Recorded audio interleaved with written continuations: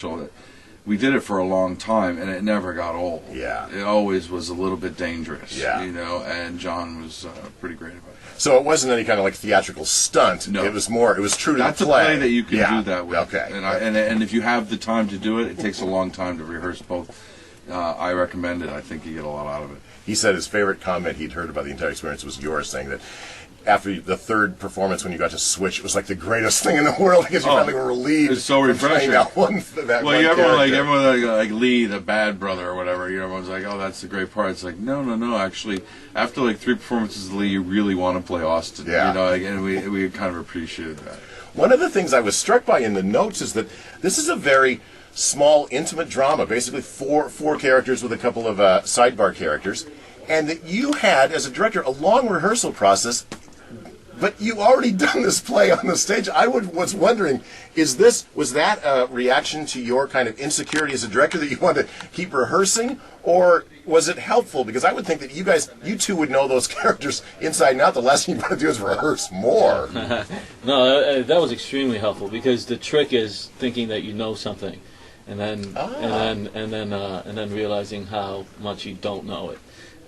So what was great about it was like getting to that place, and it took a lot of effort, you know, especially on my part to like let go of the play.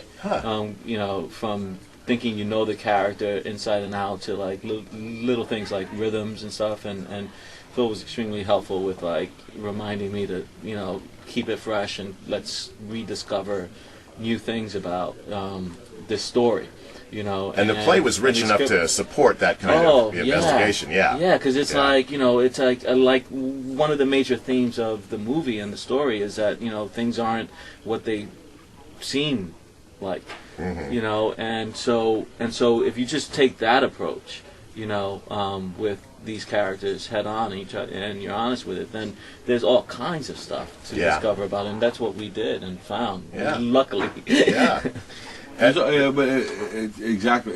In the acting standpoint, that's exactly right. We had to rediscover something because there were you know, aspects of the story that I wanted to raise the stakes of and do certain things with. And we also had Amy Ryan who was joining us, and she was so to bring her into the fold. But the biggest part about it was that it was a great opportunity to create an ensemble. In the theater, you have the actors and you have the designers, you know, and the designers come in and out.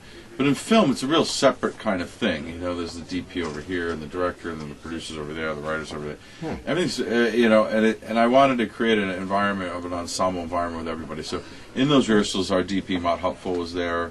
Our script supervisor, Mary Bailey, was there. Our AD, Curtis, was there. You know, anybody who was part of that, the producers were invited. You know, that is like, be part of this process because we're going to figure out how we're going to shoot this story. So as the actors and myself were rehearsing these scenes, we could start seeing, we really rehearsed the scenes. So like, we really got an idea of like the scene might kind of go like this. And that Mott would be our DP, we'd be watching it. So we would talk about shooting it. And Mott and those guys got to the point where we'd be rehearsing where they'd feel comfortable enough to say something during the rehearsal about something that wasn't their job, which I liked. You know, because then once we got to shooting it, that was all kind of out. And done. And everyone felt a part of what was happening in front of the camera. It wasn't just, this is my job, that's your job. And I think that really did happen on this film and created a great environment. And Bob Gaudini, the writer, obviously, he was there every day. Wow. You know, it's that's like, never happens on film, unless the director wrote it. And for you, apparently this isn't as big a jump for you as it seems to us from the outside, knowing you from your movie work. But since you've directed, have you directed yourself in other No, this productions? is the first time I directed myself. Probably the last. Is that right? Now, see, when Charlie Kaufman was here, he said now that he's directed it, except for all the logistical headaches, he now wants to direct, you know, everything he does or a lot of stuff that he does. Your instincts don't go that way? No, to direct, I would love to direct another film.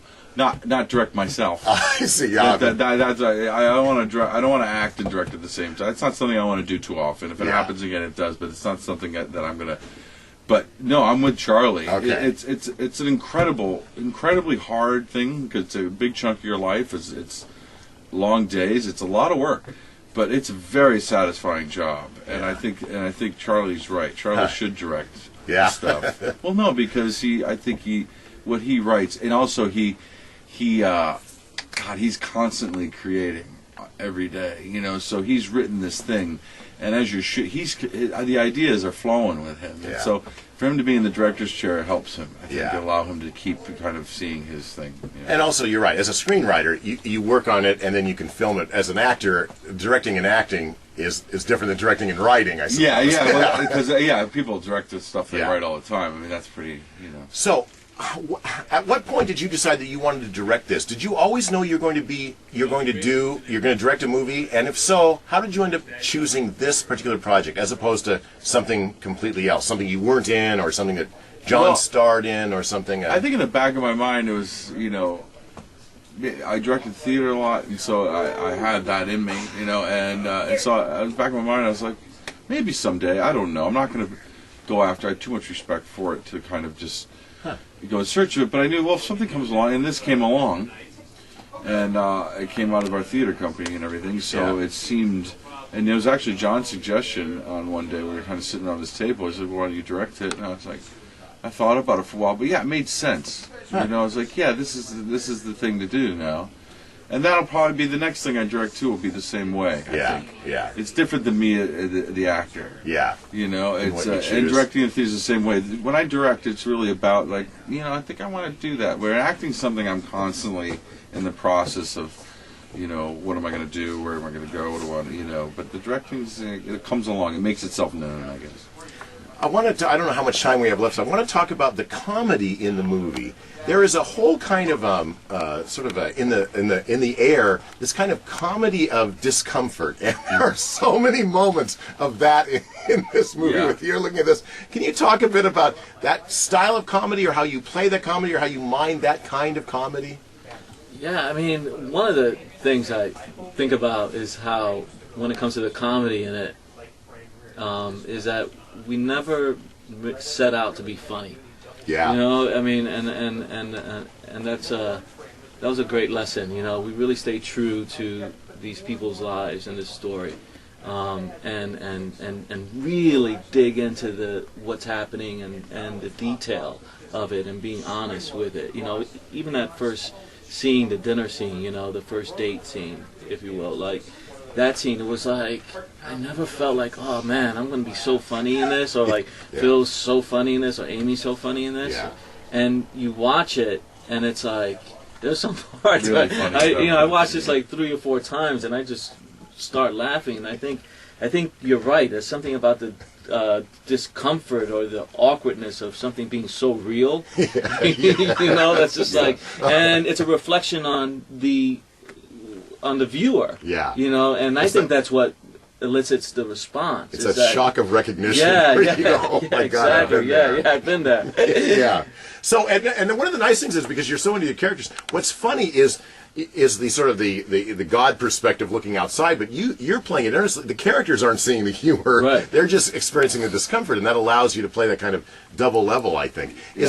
Was that at all a concern? I'm wondering, as a director, if you've hit the right pitch where you know, because that's one of those things, you don't have people like laughing around you to know. You just have sort of an inner gauge to know when the scene was working and when it wasn't at that level? It's a tricky thing. There's some things that are kind of overtly funny that in the moment, you know, something funny happened.